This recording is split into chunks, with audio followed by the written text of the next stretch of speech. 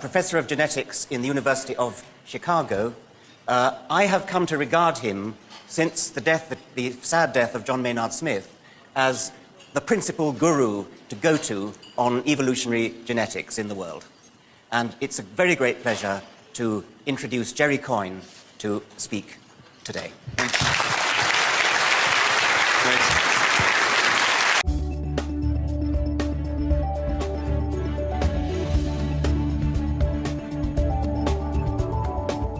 It is a shame, it is embarrassing to me as a United States American to say that the acceptance of angels in my country, and I'm not just talking as metaphorical angels, these are literal winged beings, is accepted by 63% of Americans, whereas acceptance of evolution, if you're generous, is 47% or 15%. Angels, hell, heaven, it all runs about 63 to 70% in the US. Darwin, in the scientific view, about 15%. This is shameful. It's inherent in the scientific method of using the best evidence you can that you're sometimes going to have evidence that you've missed or you interpreted things wrongly. That said, there are some things that we found out in science that are not going to change, which theists and other critics of science don't seem to realize. Like DNA is going to be a double helix 2,000 years from now. There's not going to be no discovery that changes that. Our closest living relative is the chimpanzee. I can't imagine that changing. The formula of water is H2O. So science sometimes hits on things that we would consider absolute truths by almost any standard. Absolute truths in the sense that Anthony Grayling uses, that you would bet your house on there being unchangeable things. So when people claim that science is a dubious practice because it's sometimes wrong, they're ignoring all the things that are right and have been right for hundreds of years and are very unlikely to change. We have evidence up to the Big Bang. We don't have any evidence for layered. And so you can say that there might be layers and the explanation might be richer because that's what you want it to be richer, but that doesn't mean that that layer is really there in the first place. Second of all, I've just mentioned, I guess John didn't hear it, that science can test the supernatural. We don't rule out supernatural causes from the beginning in science. That's a misunderstanding. We have discarded them over time because they have not proven necessary. Every test of whether the supernatural exists has shown that it doesn't. ESP, intercessory prayer, etc. It's that ruling out of God that has led many of us philosophically to say, well, we can't see it over and over again, we have to discard it. Some of the best evidence for evolution in the fossil record are found from marine microfossils, which are these tiny planktonic organisms that live in the sea. And why they're so good for evolution is, first of all, they usually have hard skeletons. Second of all, when they die, they just fall to the bottom, automatically ensuring that they lie in the sediments. The sediments cover them up and preserve them. And you can get these whole groups of them, organisms. You can take a time slice of a single lineage of these organisms by simply drilling a core through the seafloor and then slicing that core into pieces, dating them, and following the lineage and how it looks and seeing how it changes. And here's one of them, a very simple organism. It's a diatom, a marine protist with a calcareous skeleton. And we can see that over the 1.7 million year slice of time, on the left here, and this is one characteristic of that, which is the size of the thing, an aspect of its size, that we see some evolutionary change happening. Sometimes it gets smaller, sometimes it gets bigger, smaller, bigger.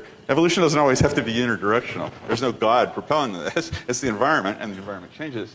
So we see evolution here, but more important in this case, if we follow the core down, we see this as well, that we see the instant at which one lineage divides into two. That's not so easy in the fossil record, given the difficulty of fossilization. But in marine microfossils, it's easy. And lo and behold, what do we see? Evolution and speciation. And this lineage itself evolves, becoming smaller over the 1.5 million years that it exists. Okay, and I could give you case after case after case. And if you're a creationist, you'd tell me, so what? These are just diatoms. Give me something interesting like a mammal and show me evolution in that. Okay, so here's a mammal. This is the horse. We have a really good fossil record of the horse, most of whose evolution took place in North America. Horses form a branching bush, just like many organisms do. There's no single lineage of horse. But if you follow some lineages, you see evolutionary change. One famous lineage is the one that goes from this common ancestor, Hyracotherium, a cute little animal about this big, evolving into the modern horse. And you see all kinds of evolutionary changes occurring on that lineage. It loses its toes, starts off with 5 toes. The 2 outer ones disappear, then the 2 middle ones disappear, and you're left with 1 toe left. It's an example of evolution. That's for creation.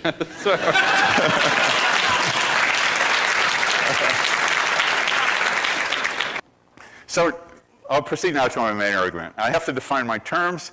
What do I mean by science? What do I mean by religion? What do I mean by them being incompatible? And to do this, I'll also tell you what I don't mean by them being incompatible. Science, well, you could construe science in any number of ways. You could say it's what I do when I go to work. It's what Larry Krauss does when he goes to work, the profession of professional scientists. You could construe it as the body of knowledge that is produced by science. That is the knowledge, which is constantly, of course, changing, You could construe it as the fruits of science, as technology, but I construe it, and I think that's the most sensible way, as something that doesn't really change. And that is, it's a methodology for finding out what's true about the universe. Most of you know how scientists work. There's a body of us. We check each other's results. The guiding feeling of a scientist is doubt and questioning.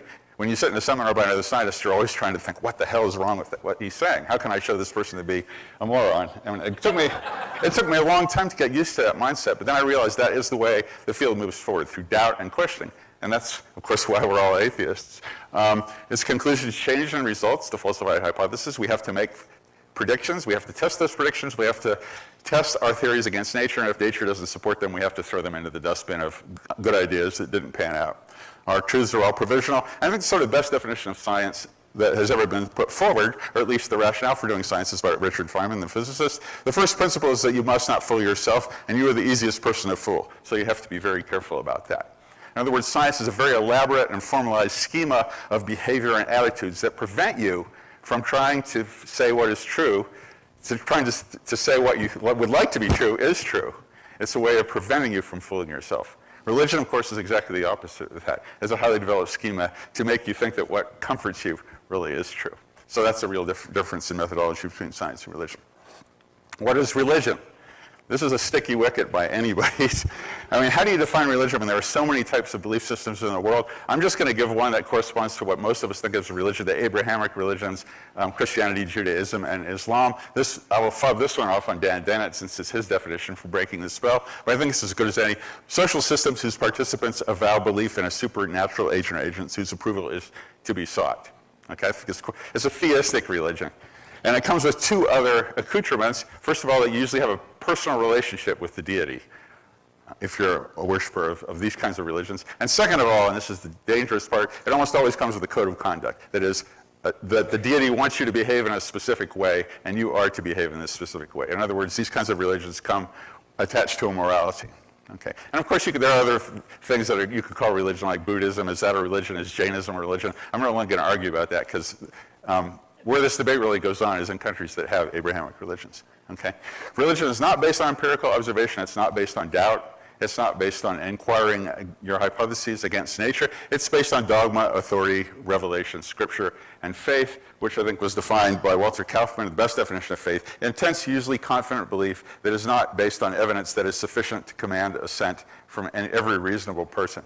Peter Brughassian would say it more curtly as pretending to believe what you know is not true, or what you don't think is true.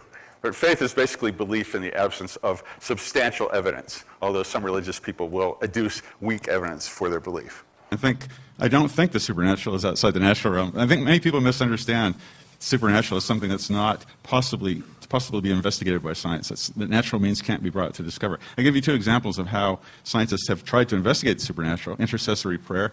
If you pray for somebody, do they get better faster? You can do this with Indians when they do rain dances to bring rain. You could test that.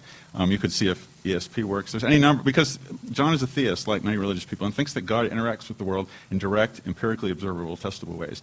If you make that claim, then the mechanisms of science can be brought into. I mean, you could see if people could be born from virgins, or that they could come back after being dead for 3 days. You could see if there's only 2 humans in the history of the world. Now, some of those claims are beyond our ability to investigate because they're supposedly only happened once. But things like the Great Flood, evolution, and Noah's Ark, and Adam and Eve, those are claims about supernatural. And they've been investigated by science and refuted. So I really don't like the word supernatural. I like the word divine, that there's something beyond the physical world that can influence the physical world. Now, if you're a deist and you think that there's just some power that set the whole thing in motion, took the hands off, then there's really no way that we can investigate that as scientists. But most religious people are not deists, they're theists. They think that God actually does something, and those things that God does are perforce within the ambit of scientific investigation. You know, lots of preachers will claim, or even sophisticated theologians claim that, you know, they are making statements about the natural world, but the way they adjudicate the way they adjudicate those claims differs from the way science does it. They have insulated their claims from disconfirmation. That's the way it is. They have an explanation for everything. So if you find something that claims to invalidate a religious claim, like evolution did in 1859, they can always adjust their theology to accommodate it. Or if you say that, you know, well, like just God, we were talking about this earlier, wouldn't give children leukemia. Well, they'll make up some, you know, reason why God would do that. But of course, they're just making stuff up. And so, and different religions make up different things. So they have all these incompatible claims. So in the end, they're doing exactly what you don't do in science, which is insulating what you want to believe from being disconfirmed by somebody else. So, I mean, the basic claim is that they both make empirical claims. Religion, of course, makes other claims about morality and communality, but I'm just talking about existence claims. And they differ in the outcomes of those claims, that science can actually show things to be true, whereas I would claim that theology has not hit upon any verifiable fact about the natural or supernatural in thousands of years. We don't know anything more about God than the ancient Greeks did. They differ in outcomes, they differ in methodologies. Science has this method of rigorous epistemic testing of your claims, and they sort of differ in philosophy. We talked yesterday about philosophical naturalism. Science has a philosophy where you do not include invocation of the supernatural unless it becomes absolutely necessary to do so. And at one time it did. Newton couldn't figure out why the planetary orbits were stable, so he said, well, God must keep them stable. That was a time when science really could invoke the supernatural as a way of explaining something you couldn't, but then. But it was a mistake. It was a mistake. We didn't have enough information. Yeah. And so that's why we reject the supernatural. Now it's not, and I should correct this for anybody that's watching. A lot of people, including my advisor Dick Lewington, say that science from the outset refuses to consider the supernatural.